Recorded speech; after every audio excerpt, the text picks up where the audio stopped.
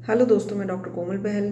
दोस्तों, आज का ये जो एपिसोड है हमारा, ये आयुर्वेदिक डॉक्टर्स के लिए ही नहीं बल्कि आयुर्वेदिक स्टूडेंट्स के लिए जो बीएमएस कर रहे हैं, फर्स्ट प्रॉफ में है या फिर फाइनल प्रॉफ में है, सभी के लिए बहुत ही यूज़फुल होने वाला है। दोस्तों, इस एपिसोड में हम आपको बताएंगे कि आयुर्वेदिक प्रैक्टिस को हम कैसे ग्रो कर सकते हैं। दोस्तों, किसी भी थेरेपी को समझने के लिए, उनको उसके थ्रू लोगों का ट्रीटमेंट करने के लिए हमें पहले खुद को उसको समझना पड़ेगा। बीएमएस जिसमें हम 5.5 साल लगाते हैं, वो हम सिर्फ एग्ज़ाम क्लियर करने के लिए ही पढ़ते हैं, ये हम सबको पता है। लेकिन अगर हमें प्रैक्टिस में उतरना है तो अपनी थेरेपी को बहुत अच्छे से हमें समझना पड़ेगा, ताकि हमारे पास जो भी पेशेंट आए हम उसको अच्छे से अच्छा ट्रीटमेंट दे सकें। इसके लिए आपको चरक संहिता, सुश्रुत संहिता, अपने बेसिक ग्रंथों को फिर से खोलने की ज़रूरत है। आपको इतना कष्ट ना करना पड़े, इसलिए हमने अपने YouTube चैनल पे जो क्रैश कोर्स है वो स्टार्ट किया है। अब हम दिसंबर 2nd या 3rd वीक में अपना मेन कोर्स स्टार्ट करने वाले हैं, जिसमें हम एक एक चैप्टर को डिटेल में लेंगे और अपने सारे कंसेप्ट्स को समझाएंगे, ताकि आपको सारे कंसेप्ट अपनी पैथी के क्लियर हो जाएं। दोस्तों, जब तक कंसेप्ट नहीं क्लियर होता तब तक हम एक अच्छे आयुर्वेदिक प्रैक्टिशनर नहीं बन सकते। सुनी सुनाई बातें, जैसे कि ये वाली बीमारी में, ये व्याधि में ये वाली हर्ब दे दे तो ठीक हो जाते हैं, ये मतलब आपको एक बेसिक कंसेप्ट पता होना चाहिए। अंशांश कल्पना के दौरान जिस दिन आप ट्रीटमेंट करना सीख जाएंगे, उस दिन आप आयुर्वेद के एक्सपर्ट बन जाएंगे। ये बात आप मान लीजिए। और दूसरी बात है कि सबसे पहले तो आपको अपना बेसिक कंसेप्ट फिर से समझना होगा, जिसके लिए हम आपको एक बहुत ही अच्छी फैसिलिटी प्रोवाइड कर रहे हैं free of cost on our YouTube channel. हम डेली आपको एक क्लास चरक की देंगे और उसके बाद चरक कंप्लीट होने के बाद हम आपको सुश्रुत भी कराएंगे एंड देन चारे वाग्भट यानी कि अष्टांग संग्रह, अष्टांग हृदय, सारा बीएमएस सिलेबस अपने कोर्स में लेने वाले हैं। इसके लिए आपको हमारा यूट्यूब चैनल जो है सब्सक्राइब करना होगा। और दूसरी बात यह है दोस्तों कि सेकंड स्टेप इज़ कि आजकल लोग, आपको पता ही है, पेशेंट आपके पास डिसीज़ जो है वो डायग्नोस्ड करके ही लेकर आते हैं। हमसे ज़्यादा हमारे पेशेंट को पता होता है कि डिज़ीज़ का सिम्टम क्या है, डिज़ीज़ कब ऑनसेट हुआ, पूरा हिस्ट्री डिटेल में उनको पता होता है। लेकिन क्योंकि इंटरनेट की फैसिलिटी इतनी हो गई है, लेकिन इसीलिए जो पेशेंट है वो एक स्पेशलाइज्ड डॉक्टर के पास जाना प्रेफर करता है। जैसे किसी को अपने बच्चे का ट्रीटमेंट करवाना हो, वो आपके पास आने की बजाय एक एमडी पीडियाट्रिक्स के पास जाना पसंद करेगा। इसीलिए हमारा दूसरा स्टेप आ जाता है कि एमडी क्लियर करना, एमडी एग्ज़ाम को क्रैक करना। जितने भी बीएमएस डॉक्टर्स हैं, ये मेरा मैसेज है उनको जो ये वीडियो सुन रहे हैं, क्योंकि हमने फ्री ऑनलाइन क्रैश कोर्स अपने इस YouTube चैनल पर कंप्लीट कर लिया है, जिसमें हमने अष्टांग संग्रह, अष्टांग हृदय, चरक एंड सुश्रुत संहिता को कवर किया है। और बाकी subjects and full BMS syllabus and जो ये बेसिक संहिताएं हैं, ये हम डिटेल में अपने नेक्स्ट स्टेप में लेने वाले हैं दिसंबर ऑनवर्ड्स। तो आप इनको सुनना शुरू करिए लेक्चर को और एमडी की तैयारी करना शुरू करिए। आज से तकरीबन आपके पास 6 महीने पड़े हैं जिसमें आप एमडी की तैयारी कर सकते हैं। और अगर आप एमडी स्पेशलिस्ट बन जाएंगे तो आपको जो आपकी प्रैक्टिस है वो बहुत अच्छी वे से ग्रो हो जाएगी। और तीसरा स्टेप ये है दोस्तों कि अगर मान लीजिए आपको एमडी में नहीं भी सीट मिलती है, तो अपना जो प्रैक्टिस है वो ग्रो करने के लिए आपके पास एक और रास्ता है, क्योंकि आप बीएमएस के बाद प्रैक्टिस कर सकते हैं। ऐसा कोई कंपल्शन नहीं है कि प्रैक्टिस करने के लिए आपको एमडी चाहिए ही चाहिए।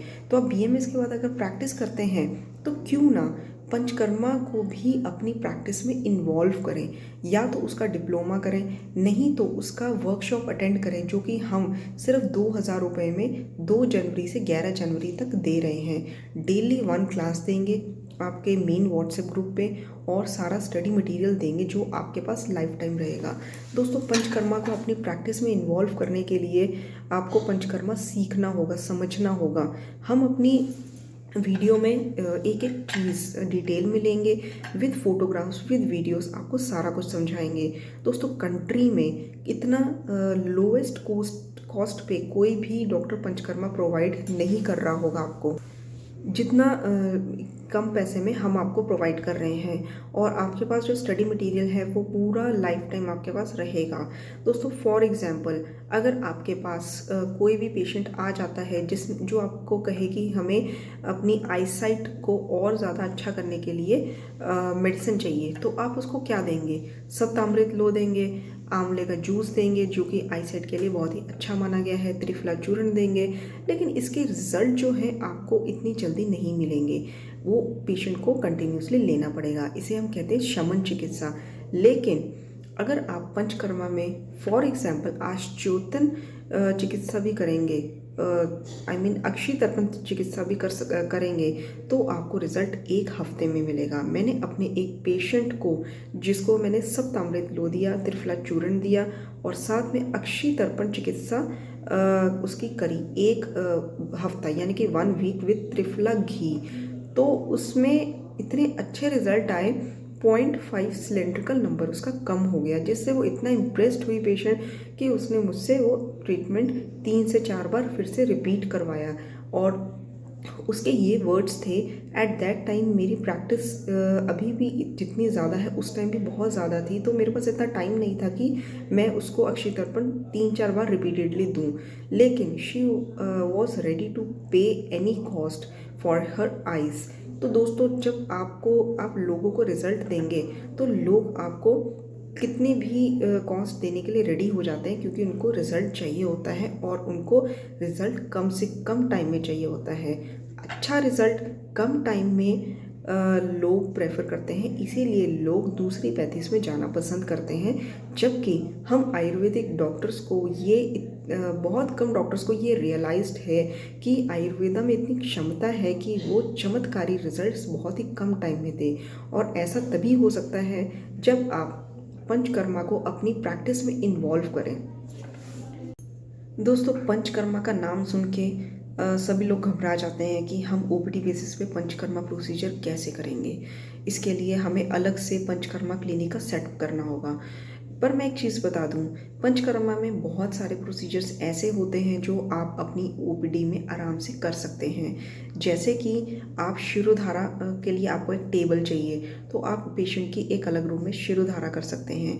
अगर आपके पास कोई पेशेंट आता है कि स्लीप डिस्टर्बेंस है, मेंटल स्ट्रेस है, तो आप अपने पेशेंट को, क्योंकि आपके पास आयुर्वेद में बहुत सारे पेशेंट, मैं अपने एक्सपीरियंस से बता रही हूँ कि ऐसे आने वाले हैं जिनको नींद नहीं आती, जिनको बहुत ज़्यादा मेंटल स्ट्रेस है, जिनको हेडेक है, स्टूडेंट्स जिनका पढ़ाई में कंसंट्रेशन नहीं लगता।